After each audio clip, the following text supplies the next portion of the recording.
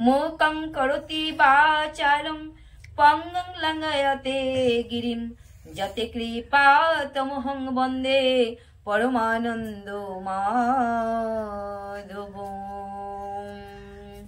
जय श्री कृष्ण चैतन्य प्रभु नित्यानंद श्री अद्वैत गदाधर श्रीवासादि गौर भक्त वृंद। जय श्री कृष्ण हृदय में गीता संसार मलुनाशिनीं ज्ञानं भक्तिं मुक्तिं दात्रीं गीता देवीं नमोस्तुते। हरे कृष्ण कृष्ण कृष्ण हरे हरे हरे राम राम राम हरे हरे।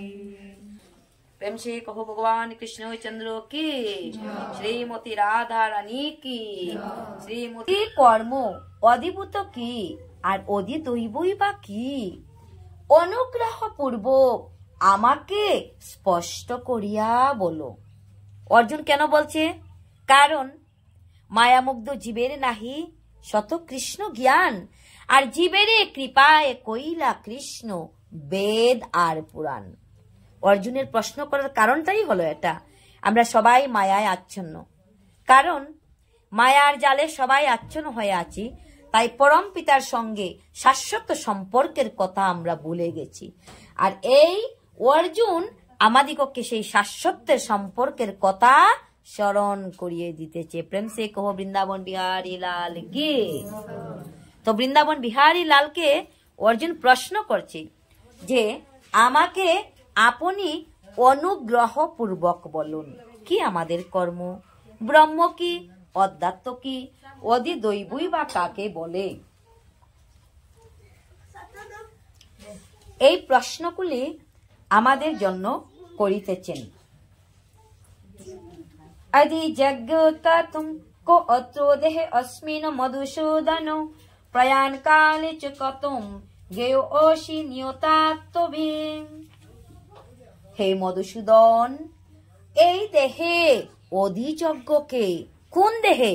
আমাদের এই মানব দেহে। প্রত্যেকের মানব দেহের মধ্যে অধিযজ্ঞ রূপে কে আছেন?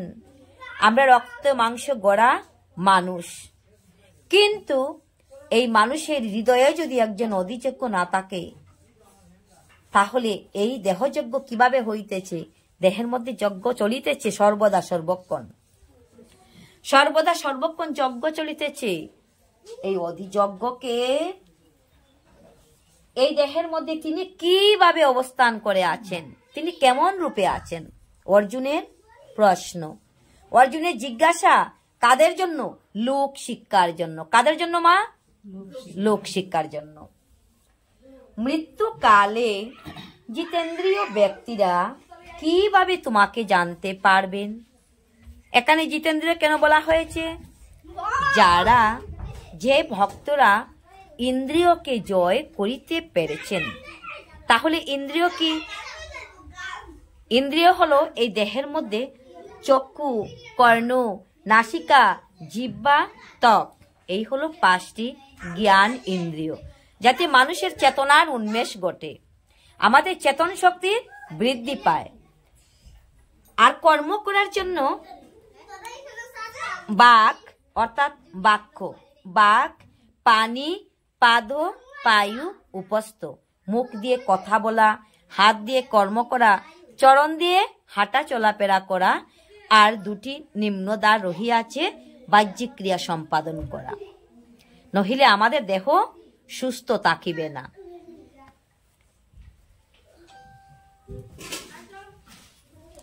এবার শ্রী ভগবান উত্তর দিলেন।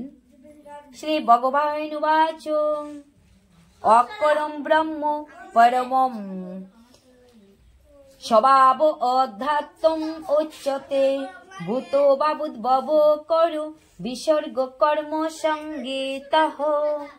ভগবান এবার অর্জুনের প্রশ্নের উত্তর দিয়েছে। ভগবান কেন দান করেছেন? যাতে জীবজগতের সবাই সেই অনুসরণ করে ভগবানের যে উত্তর, ভগবানের যে মুখনিসৃত বাণী, সেই কথা অনুসরণ করে এই জীবজগতের সকল জীব যেন আপন জীবিকা নির্বাহ করিতে পারে, আর এই জীবনে পথ চলার জন্য সেই কথা মানিয়া চলিতে পারে। প্রেম সে কহো ভগবান কৃষ্ণচন্দ্র কি। পরমেশ্বর ভগবান বললেন, নিত্য বিনাশ রহিত চিন্ময় জীবকে বলা হয় ব্রহ্ম, এবং তার নিত্য স্বভাবকেই বলা হয় অধ্যাত্ম। আপন আপন যে আমাদের স্বভাব, সেই স্বভাবকে অধ্যাত্ম বলে। জীবের জড়দেহের উৎপত্তিকর এই সংসারই হলো আমাদের কর্ম। হরি বল, হরি বল।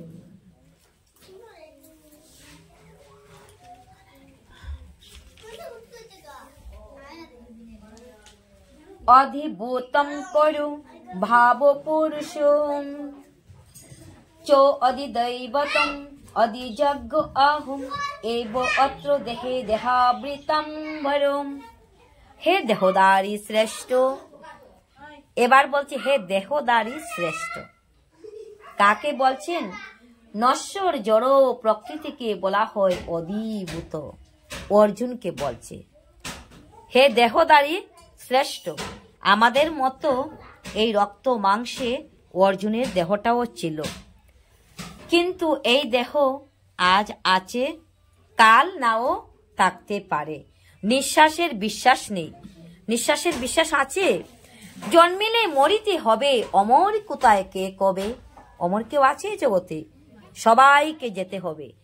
আজ না হয় কাল, কাল না হয় পরশু, সবাইকে চলে যেতে হবে। সূর্য চন্দ্র আদি সমস্ত দেবতাদের সমষ্টি রূপ বিরাট পুরুষকেই অধিদৈব বলা হয়। অর্জুনের প্রশ্নের উত্তর অর্জুন পেয়ে গেলেন। আর দেহীদের দেহান্তর্গত অন্তর্যামী রূপে আমি অধিযজ্ঞ। হরি বল। দেহীদের, এই দেহ যারা পেয়েছেন তাদেরকেই বলা হয় দেহী। মানুষের এই মানব দেহ, একটি গরুর সে তার পশুর দেহ, বিড়ালের পশুর দেহ, একটি পাখি তার পাখির দেহ। এই দেহটা হলো একটি উপাধি। প্রকৃত পক্ষে এই দেহের যে জীবাত্মা, সেই জীবাত্মা কখনো মৃত্যু হয় না, কারণ তাকে অস্ত্রের আঘাতে কেউ কাটতে পারে না, অগ্নির দ্বারাতে কেউ জ্বালাতে পারে না। মরিলে কি করেন আপনারা? মা জ্বালিয়ে দেন। আর আমাদের মধ্যে সমাধি দেওয়া হয়, অর্থাৎ মাটির নিচে। একই কথা যে এ দেহের মূল্য নাই, পুরা দিলে হবে চাই। আর মাটির দিলে, মাটির নিচে পুঁতে দিলে পোকায় ধরবে, গলে পচে আবার মাটি হবে। হরি বল। কোনো তফাৎ আছে? তফাৎ নেই। কিন্তু আমাকে এত সুন্দর মানব দেহ দান করেছো, তাই এই বদন দিয়ে যেন তোমার হরিনাম সংকীর্তন গাইতে পারি, আর এই দুটি হাত দিয়ে যেন আমি তোমার সেবা করিতে পারি। হরি বল, হরি বল। এই মানব জনম ছাড়া অন্য কোন জনমে কৃষ্ণ সেবা করা যায় না, গুরু সেবা করা যায় না, গুরু শ্রীচরণ বন্দনাও করা যায় না। আর অন্য কোন জনমে এত সুন্দর বদনও পাওয়া যায় না। বদন তাকে, কারণ সবাই আহার করে, সবাই নিদ্রা যায়। সবাই নিদ্রা যায় কিনা? সবাই নিদ্রা যায়। কিন্তু এই যে জিহ্বাটা, এই যে রসনাটা, এই রসনা অন্য কোনো জীবের নেই। হরি বল, হরি বল। তাই এই জিহ্বা দিয়ে যদি আজ এই জিহ্বা পেয়েছি, কাল যদি ব্যঙ্গের জিহ্বা পেয়ে যাই, তাহলে হরে কৃষ্ণ মহামন্ত্র উচ্চারণ হবে? হবে না। তাই যতদিন দেহে আছে প্রাণ, হে গোবিন্দ বাই গাইব তোমার মধুমাখা কৃষ্ণ নাম।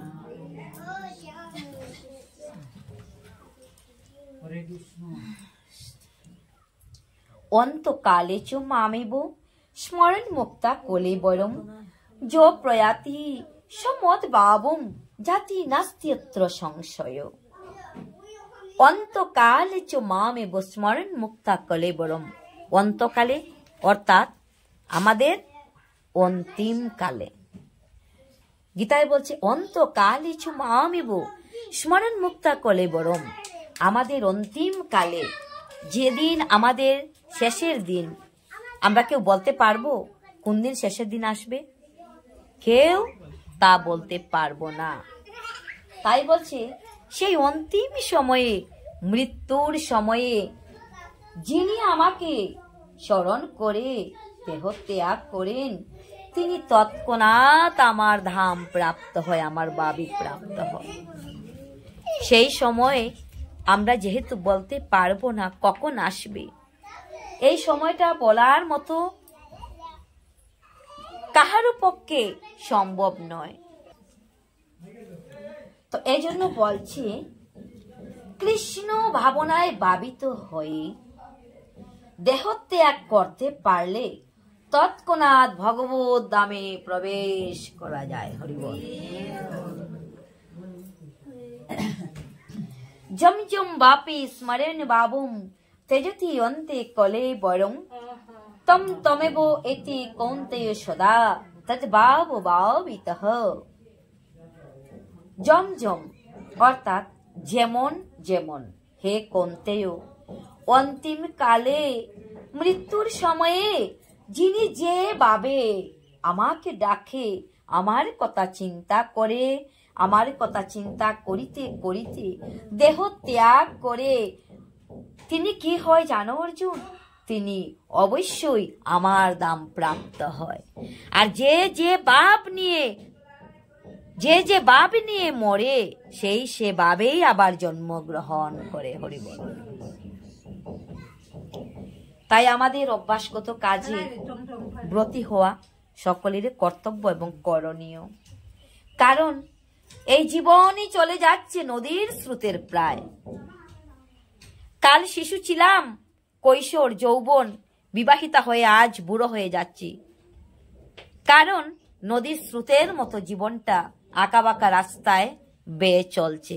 আর কতদিন? সূর্যে কি হচ্ছে? সূর্য এবার কিছু সময় পরে দিবাকর অস্ত যাবে, আর আমাদের জীবনটাও ঠিক তদ্রূপ দিবাকরের সঙ্গে ডুবে যাবে। হরি বল। তস্মাৎ সর্বেষু কালেষু মাম অনিশ্বরে যুদ্ধ চ ময়ি অর্পিত মনোবুদ্ধি মামেব এষ্যস্য সংশয়।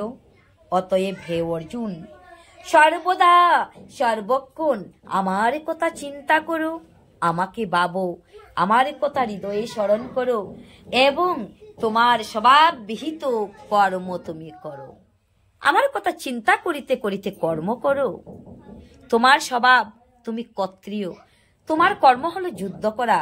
তাই আমার কথা হৃদয়ে ভাবিতে ভাবিতে চিন্তা করিতে করিতে কর্ম করো। এভাবে আমাতে তোমার মন ও বুদ্ধি অর্পণ করে নিঃসন্দেহে তুমি আমাকে লাভ করবে। হরি হরি। তাহলে সন্দেহ আছে? ভগবান বলছে নিঃসন্দেহে তুমি আমার ভাব প্রাপ্ত হবে, আমাকে লাভ করবে। হরি বল। চিন্তয়ন্ত মাম যে জনা পর্যুপাসতে তেষাম নিত্যাভিযুক্তানাম যুগক্ষেমম ভয়মহম। হে পার্থ, যদি কোনো ভক্ত অনন্য ভক্তির মাধ্যমে আমার উপাসনা করে, হে নারদ, আমার অনন্য ভক্তির মাধ্যমে যদি কোনো ভক্ত আমার উপাসনা করে, আমাকে ষোড়শ উপচারে পূজা করিতে হয় না। জানো নারদ, আমাকে যদি কোনো ভক্ত জল, তুলসী পত্র, তৎসঙ্গে পুষ্প, চন্দন দিয়ে আমাকে পূজা করে আর একবার হা গোবিন্দ বলিয়া ডাকে, আমি সেই ভক্তের কাছে উপস্থিত হই। হরি বল। আমি শুধু চাই এই মনটা আমাকে অর্পণ করুক, আমাকে শুধু একটু ভালোবাসা দিয়ে আমাকে ডাকো, আমার সঙ্গে প্রেমের সম্পর্ক স্থাপন করো। আর এই প্রেম দিয়ে যখনই আমাকে ডাকবে, জানো নারদ, আমি তার নিকট না গিয়ে আর থাকতে পারি না। আমি তৎক্ষণাৎ তার সঙ্গে গিয়ে আমি সাক্ষাৎ করি। হরি বল, হরি বল। কিন্তু আমরা কি দেখতে পাই? দেখতে পাই না। অনুভব করতে পারি যে আমাকে এই বিপদে আমার প্রাণ গোবিন্দ এসে আমাকে রক্ষা করেছেন, অনুভব করতে পারি। সেই হেতু অর্জুনকে এই কথা বলেছেন যে ভগবান বলেছেন যে হে অর্জুন, যদি আমাকে সর্বতোভাবে সে ডাকে, দেহ মন প্রাণ আত্মসমর্পণ করে, তাহলে আমি তার সমস্ত দায়িত্ব গ্রহণ করি এবং সেই মানুষের সকল পাপ কর্মের প্রতিক্রিয়া থেকে তাকে রক্ষা করিয়া তাকে হরি বল। প্রতিদিন আমাদের দেহটাকে শুদ্ধ করিতে হলে কি করিতে হয়? জলে নামিয়া স্নান করিতে হয়। এটা হলো আমাদের বাহ্যিক পরিষ্কার, অর্থাৎ দেহের বাহিরের দিকটাকে পরিষ্কার করি। কিন্তু অন্তরটাকে কেমন করে পরিষ্কার করব? সেই অন্তরে যদি ময়লা আবর্জনা চিরদিনের জমা থাকে, তাহলে সেই অন্তরটাকে আমাদের পরিষ্কার করা প্রয়োজন। বাহিরের ময়লা সাবান দিয়ে ধুইলে পরিষ্কার হয়, আর অন্তরের ময়লা কিসে পরিষ্কার হবে? এই কৃষ্ণ নামের সাবান পান করলে আমরা সবাই জানি যে পতিত পাবনী মা গঙ্গা সকল পাপীদেরকে উদ্ধার করিয়া থাকেন। কারণ আমাদের অন্তিম সময়ে যখন আসে, সবাই বলে একবার ওনার বিদায়ের সময় এসেছে, এক ফোঁটা গঙ্গাজল মুখে দাও। সেই গঙ্গাজল কেন দেওয়া হয়? যাতে আমরা পাপ থেকে উদ্ধার পাইয়ে ভগবানের নিত্যধামে যাত্রা করিতে পারি। হরিবল। আর এই গঙ্গাজল পান করিলে যদি অবধারিতভাবে মুক্তি পাওয়া যায়, তবে বলছে যিনি শ্রীমদ্ ভগবদ গীতার পুণ্য পীয়ূষ পান করেছেন, তার কথা কি আর বলা যায়? হরিবল। রাধে রাধে। তার আর কোনো বলিবার থাকে না, তিনি অনায়াসে বিষ্ণু ধাম প্রাপ্ত হয়। হরিবল হরিবল। তো জীব আমাদের পরমায়ু অল্প, গৃহস্থ ভবনে আছে গৃহের কর্ম আর কর্ম, আর সেই কর্মের মধ্য দিয়ে আমরা ভগবানকে ডাকতে হবে। গৃহস্থ ধর্ম পালন করে, এই গৃহস্থ ধর্ম হলো সর্ব ধর্মের চাইতে শ্রেষ্ঠ ধর্ম। গৃহস্থ আশ্রম হলো শ্রেষ্ঠ আশ্রম। তাই এই ধর্ম পালন করে ভগবানকে ডাকতে হবে। কেমন করে? হাতে করো কাম, মুখে বলো হরি, অনায়াসে হয়ে যাবে ভব সিন্ধু পারি। হাতে কর্ম করিতেই হবে, আর সেই কর্মের ফাঁকে ফাঁকে আমাদের ভগবান বদন দিয়েছে। সেই বদন দিয়ে হরে কৃষ্ণ কৃষ্ণ কৃষ্ণ হরে হরে, হরে রাম রাম রাম হরে হরে মনে মনে জপ করতে পারি, উচ্চ স্বরেও জপ করতে পারি, হৃদয় দ্বারাও এই মধুমাখা হরিনাম স্মরণ করিতে পারি। তাতে সময়েরও অপচয় হয় না, আমাদের সময় নষ্ট হয় না। আমাদের কর্ম করার যে সময়, সেই সময়টা আমাদের অতিবাহিত হয় না। নাম করতে পারি, কামও করিতে পারি। এই কর্ম এবং ধর্ম দুইটাই একসঙ্গে হয়ে যায়। একাদশী, আগামী রবিবারের দিন একাদশী আছেন। সেই একাদশী আমরা পালন করি যারা, অবশ্যই পালন করব। কারণ এই মাসটি হলো দামোদর মাস, আর এই দামোদর মাসের যে একাদশী, যেমন কিছুদিন পূর্বে গেছে উত্তান একাদশী। উত্তান একাদশী ভগবান স্বয়ং একাদশীতে তিনি নিদ্রামগ্ন ছিলেন, আর উত্তান একাদশীর তিথিতে এই দামোদর মাসে তিনি জাগরিত হয়েছেন।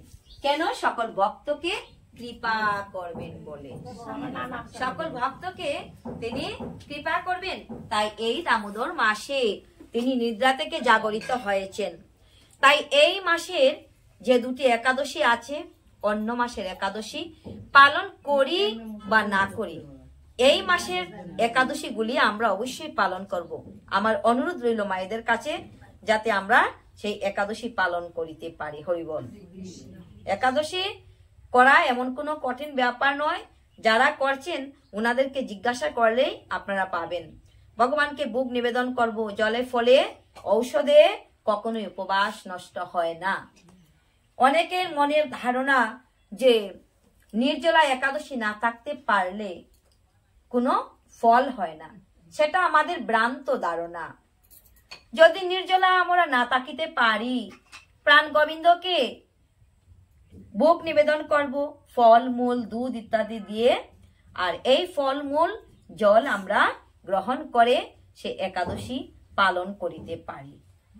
যাদের অসুবিধা আছে, কারণ আমরা হলাম এই কলিহত জীব, রোগে আক্রান্ত। রোগে কাউকে ছেড়ে কথা বলে না, কখনো পেটে ব্যথা, কখনো গ্যাসে, কখনো জ্বরে, এইভাবে নানান ধরনের আমাদের একটি জ্বালা যন্ত্রণা উপভোগ করিয়া যেতেই হয়। কারণ হবেই তো, ত্রিতাপ জ্বালা। এই সংসারে কারো শান্তি নেই। কেউ বা বলে উনি মনে হয় আমার চাইতে পরম শান্তিতে আছেন, কিন্তু না, কখনোই শান্তি নেই। কাকের রং কি মা?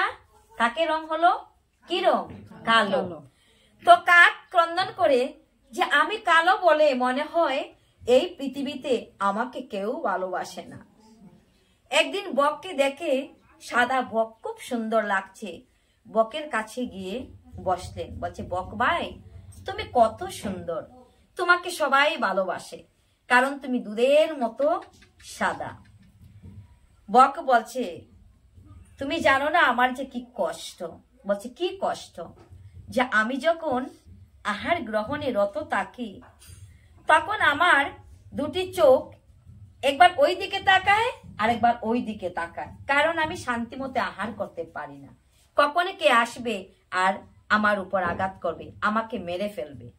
তুমি কালো হয়েছো, ভালো হয়েছে, তোমার প্রতি কারো দৃষ্টি নেই। হরিবল হরিবল। বক বলল এই কথা। তাহলে এবার বককে বলছে, তাহলে তোমারও বুঝি শান্তি নেই? বলছে, না, আমারও শান্তি নেই।